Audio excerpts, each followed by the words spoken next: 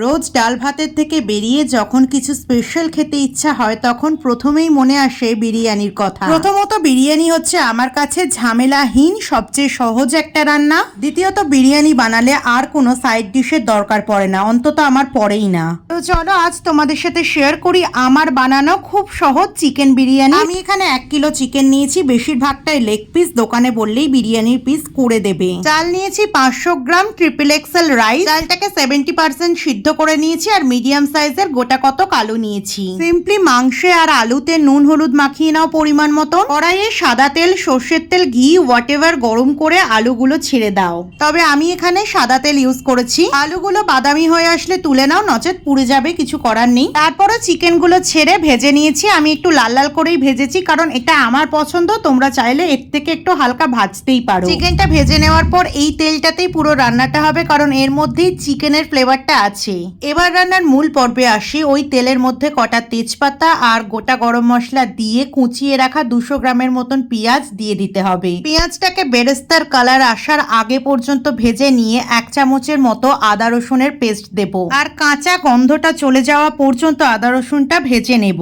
তারপরে বাড়িতেই থাকা 4টে সিম্পল মশলা, হলুদ, লঙ্কা, জিরে, ধনে আর নুন চিনিটা বলে তোমাদের লজ্জা দেব না, ওটা পরিমাণ মতন দিয়ে নিও। তবে একটা কথা মাথায় রেখো, আলু আর মাংসে কিন্তু আগে থেকে নুন মাখানো ছিল। মশলাটার সাথে মাংসকে 5-7 মিনিট মিডিয়াম ফ্লেমে ভালো করে কষিয়ে নিয়ে 100 গ্রামের মতন দই দিয়ে দিলাম। দইটাকে দিয়ে বেশ কিছু সময় ধরে ভালো করে কষিয়ে নিয়ে 200 ml এর মতন জল দিয়ে 5-7 মিনিট এটাকে মিডিয়াম ফ্লেমে ঢেকে রাখবো। মাংসটাকে রেস্টে রেখে অন্যদিকে একটা বাটিতে 200 ml এর মতন দুধের সমপরিমাণ গোলাপ জল আর কেওড়া জল নেব আর তাতে ছোট একটা আতরের ফাইল ঢেলে দিয়ে এক সাইডে রেখে দেব। ঢাকনা খুলে আগে থেকে ভেজে রাখা আলুগুলো দিয়ে ভালো করে নাড়িয়ে চাড়িয়ে বিরিয়ানির মেন মশলা বিরিয়ানি মশলাটা অ্যাড করব।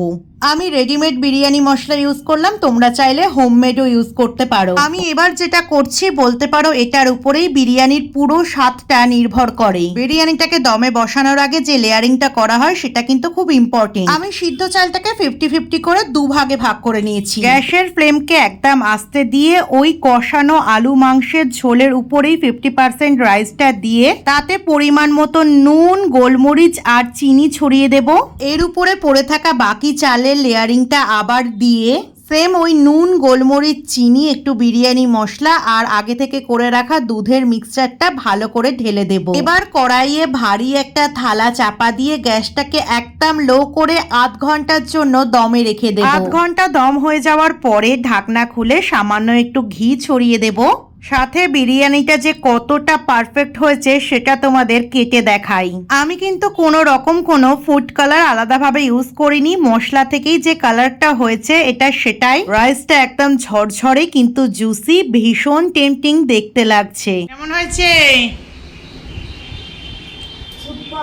আমার মা তো রিভিউ দিয়েই দিয়েছে, তাও তোমাদের একবার দেখিয়ে দিই আলুটা কতটা নরম হয়েছে আর চিকেনটা দেখো যতটা সুসিদ্ধ হয়েছে ততটাই জুসি। বিশ্বাস করো এডিট করতে করতে আমার জিভেই জল চলে আসছে, এতটাই গরম ছিল ব্যাপারটা। আমি হাতে ভালো করে ধরতেই পারছিলাম না যে একটু দেখাবো তোমাদের। আর রাইসের কোয়ালিটিটা তোমাদের দেখাই, একদম ঝরঝরে, কেউ কারুর গায়ে লেগে যায়নি, একদম একটা একটা রাইস আছে। আশা করি এবার তোমরাও বাড়িতে সহজেই বানিয়ে ফেলতে পারবে বিরিয়ানি।